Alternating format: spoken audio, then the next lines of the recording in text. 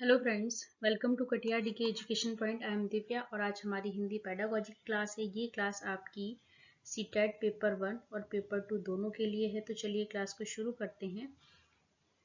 पहला क्वेश्चन है आपका, राष्ट्रीय शिक्षा नीति 2020 बहुत पुरजोर तरीके से 3 माह की स्कूली शिक्षा के मॉड्यूल की अनुशंसा करती है, जिससे कि बच्चे डैश स्तर में पढ़ने के लिए तैयार हो सकें। तो इसमें क्या होगा आपका करेक्ट आंसर? पहला ऑप्शन है पूर्व विद्यालय, दूसरा है बाल वाटिका, तीसरा है ग्रेड 1, डी ऑप्शन है आपका ग्रेड 2। तो इसमें करेक्ट आंसर क्या होगा बेटा? ग्रेड 1। ऑप्शन नंबर सी आपका बिल्कुल इसमें करेक्ट हो जाएगा। अगला क्वेश्चन है, भाषा शिक्षण के लिए एक वास्तविक एवं व्यवहारिक स्थिति का उपयोग करते हुए सरलता पूर्वक भाषा से परिचित होने में शिक्षार्थी की मदद करने वाली पद्धति कहलाती है। पहला ऑप्शन है आपका संरचनात्मक उपागम, दूसरा स्थितिपरक भाषा शिक्षण पद्धति, श्रव्य भाषिक पद्धति, द्विभाषी पद्धति। तो इसमें से करेक्ट आंसर क्या होगा बेटा? ऑप्शन नंबर बी आपका करेक्ट हो जाएगा, स्थितिपरक भाषा शिक्षण पद्धति। ऑप्शन नंबर बी आपका बिल्कुल करेक्ट हो जाएगा, स्थितिपरक भाषा शिक्षण पद्धति। अगला क्वेश्चन है आपका, निम्नलिखित में से कौन सा भाषा की कक्षा प्रिंट समृद्ध परिवेश में आता है? कौन सा आता है? पहला ऑप्शन है आपका कक्षा में प्रदर्शित चार्ट्स, पोस्टर्स, कक्षा के प्रदत्त कार्य, दूसरा परिवेश में signboard, placards, labels, wrappers आदि, क्या ये होगा? तीसरा कक्षा पुस्तकालय की अलमारियों में रखी हुई पुस्तकें होंगी, या फिर इलेक्ट्रॉनिक मीडिया जैसे टीवी, फोन, कंप्यूटर, है ना, स्मार्टफोन आदि। तो बेटा इसमें क्या करेक्ट होगा आपका?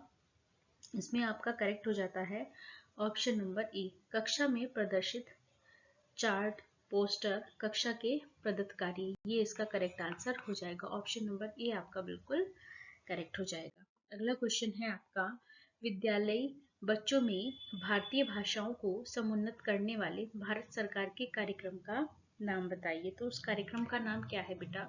भाषा सम्मेलन है, एक भारत श्रेष्ठ भारत है, आजादी का अमृत महोत्सव है, भाषा संगम है। क्या है उसका नाम?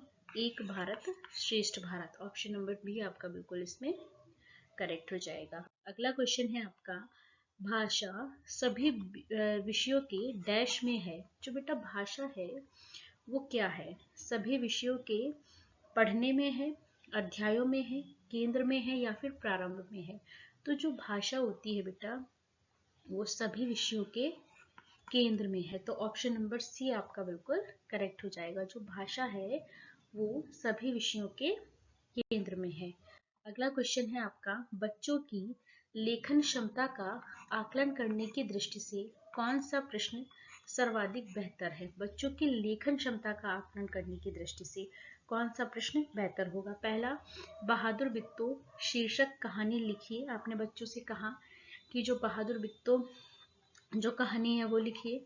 दूसरा, बहादुर बित्तो कहानी का अंत बदल कर लिखिए। तीसरा, बहादुर बित्तो में संज्ञा शब्द जो हैं उनको चिन्हित कीजिए, या फिर बहादुर बित्तो कहानी को शीर्षक दीजिए। तो बेटा इसमें कौन सा ऑप्शन आपका बच्चे की लेखन क्षमता का आकलन करने के लिए बेहतर होगा? तो बेटा कौन सा होगा? इसमें क्या कहा कि बहादुर बित्तो शीर्षक कहानी लिखिए। बी ऑप्शन में क्या कहा? कहानी का अंत बदल कर लिखिए। तो बच्चे की लेखन क्षमता का आकलन आप कैसे कर सकते हैं? जब उससे आप कहेंगे कि ये जो कहानी है, जो इसका अंत है, वो बदल कर आप कहानी लिखिए। तो ऑप्शन नंबर बी आपका करेक्ट हो जाएगा कि बहादुर बित्तो कहानी का अंत बदल कर लिखना। चलिए अगला क्वेश्चन है आपका, क्विंग, बैबलिंग और एक दो शब्द की अवस्था निम्नलिखित में से कौन सी अवस्था है? क्या बेटा पूछा इसने? क्विंग, बैबलिंग और एक दो शब्द की अवस्था जो है वो कौन सी अवस्था है? पहला ऑप्शन है आपका उम्र की अवस्था है। क्या वो बेटा? भाषा की अवस्था है, भाषा अर्जन की अवस्था है, या फिर भाषा शिक्षण की अवस्था है? तो ये सब क्या है? क्विंग, बैबलिंग, एक और दो शब्द की जो अवस्था है ये क्या है? भाषा अर्जन की अवस्था है। ऑप्शन नंबर सी करेक्ट हो जाएगा। क्या है ये? भाषा अर्जन की अवस्था है। अगला क्वेश्चन है, स्किनर के अनुसार भाषा अंतःक्रिया से सीखी जाती है। भाषा सीखना एक अत्यंत जटिल प्रक्रिया है। भाषा अनुकरण के द्वारा सीखी जाती है। भाषा परिवेश से सीखी जाती है। तो स्किनर के अनुसार बेटा जो भाषा है वो कैसे सीखी जाती है? भाषा को आप अनुकरण के द्वारा सीखते हैं। कैसे सीखते हैं बेटा? अनुकरण करके। स्किनर ने क्या कहा कि बच्चा भाषा कैसे सीखता है? अनुकरण करके सीखता है। तो ऑप्शन नंबर सी। ये सारी थ्योरी की क्लास बेटा मैंने आपको कराई हुई है। यहाँ पर मैं आपको सिर्फ ये पेपर 1 और पेपर 2 दोनों के लिए है, और इसकी जो थ्योरी की क्लास है बेटा वो मैंने आपको कराई हुई है। इसीलिए यहाँ पर सिर्फ मैं आपको प्रैक्टिस करा रही हूँ, इसीलिए ज़्यादा डिटेल में नहीं समझा रही हूँ। स्किनर के अनुसार क्या है बेटा? भाषा जो है वो अनुकरण के द्वारा सीखी जाती है। अगला क्वेश्चन है आपका, शिक्षण विधि हमें क्या स्पष्ट करती है? कैसे पढ़ाना है, क्या पढ़ाना है, किसे पढ़ाना है, कहाँ पढ़ाना है? तो जो शिक्षण की विधियां होती है बेटा उससे हमें क्या पता चलता है? मैंने आपको सारी शिक्षण विधियां कराई हैं, डिटेल में कराई हैं थ्योरी क्लास में। तो जो शिक्षण की विधियां होती है बेटा उससे हमें ये समझ में आता है कि कैसे पढ़ाना है। अगर कोई एक विधि से बच्चे को समझ में नहीं आ रहा है तो टीचर क्या करेगा? दूसरी विधि का इस्तेमाल करेगा। तो जो शिक्षण विधियां होती है बेटा उससे क्या पता चलता है कि हमें कैसे पढ़ाना है? ऑप्शन नंबर ए आपका करेक्ट हो जाएगा। जो शिक्षण विधियां हैं वो क्या स्पष्ट करती हैं कि कैसे पढ़ाना है। ऑप्शन नंबर ए करेक्ट हो जाएगा। अगला क्वेश्चन है आपका, निम्नलिखित में से कौन सा रंगीन चित्रों एवं बड़े अक्षरों में मुद्रित बड़ी पुस्तक के उपयोग के बारे में सही नहीं है? तो आपसे वो पूछा गया है जो सही नहीं है। पहला ऑप्शन क्या है? यह एक ऐसा सृजनात्मक एवं कलात्मक अधिगम वातावरण प्रदान करती है जिसमें बच्चे अधिक प्रतिक्रिया देते हैं। यह एक ऐसा बाल केंद्रित वातावरण प्रदान करती है जिसमें अमूर्त संकल्पनाएं पठन सामग्री चित्रों द्वारा सांकेतिक रूप से दर्शाई जाती हैं। तीसरा, यह साक्षरता अभ्यास के साथ साथ भाषा अर्जन के लिए संदर्भ प्रदान करती है। डी ऑप्शन है, यह पाठ्यक्रम की पाठ्य पुस्तकों जो यह पाठ्यक्रम की पुस्तकों से अच्छी है तथा कक्षावार पाठक या विद्यार्थियों के रूप में पाठ से जुड़े अभ्यासों से मुक्त है। तो इसमें ये पूछा गया है कि कौन सा सही नहीं है।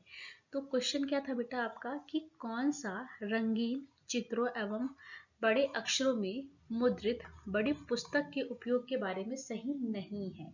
इन ऑप्शंस में कौन सा नहीं है? तो डी ऑप्शन में क्या कहा कि यह पाठ्यक्रम की पुस्तकों से अच्छी है, कक्षावार पाठक या विद्यार्थियों के रूप में पाठ से जुड़े अभ्यासों से मुक्त है। तो क्या ये बात सही है? नहीं, आपसे गलत पूछा गया था, यही गलत है, इसीलिए ये आपका करेक्ट आंसर हो जाएगा। पहला ऑप्शन क्या है? यह एक ऐसा सृजनात्मक एवं कलात्मक अधिगम वातावरण प्रदान करती है जिसमें बच्चे अधिक प्रतिक्रिया देते। तो ये तो बात बिल्कुल ठीक थी। दूसरा ऑप्शन क्या था बेटा? यह एक ऐसा बाल केंद्रित वातावरण प्रदान करती है जिसमें अमूर्त संकल्पनाएं पठन सामग्री चित्रों द्वारा सांकेतिक रूप से दर्शाई जाती है। ये बात भी बिल्कुल ठीक थी। तीसरा क्या था? यह साक्षरता अभ्यास के साथ साथ भाषा अर्जन के लिए संदर्भ प्रदान करती है। ये बात भी बिल्कुल ठीक थी। तो हमसे क्या पूछा गया था? हमसे पूछा गया था कि कौन सा सही नहीं है। गलत पूछा गया था, ऑप्शन नंबर डी गलत है, इसलिए यही आपका करेक्ट आंसर हो जाएगा। अगला क्वेश्चन है, अर्थबोध की योग्यता अथवा अर्थग्रहता में सम्मिलित है। अब यहाँ पर ग्रहण करने की बात की गई है, अर्थग्रहता में शामिल है श्रवण और पठन, श्रवण और लेखन, पठन और लेखन, लेखन और भाषण। लेखन से तो क्या होता है? अभिव्यक्ति होती है। लेखन से क्या होता है बेटा? अभिव्यक्ति होती है। आप किसी चीज की अभिव्यक्ति कैसे करते हैं? लिखकर करते हैं या फिर बोलकर करते हैं? तो ये क्या हो गए? अभिव्यक्तात्मक कौशल हो गए।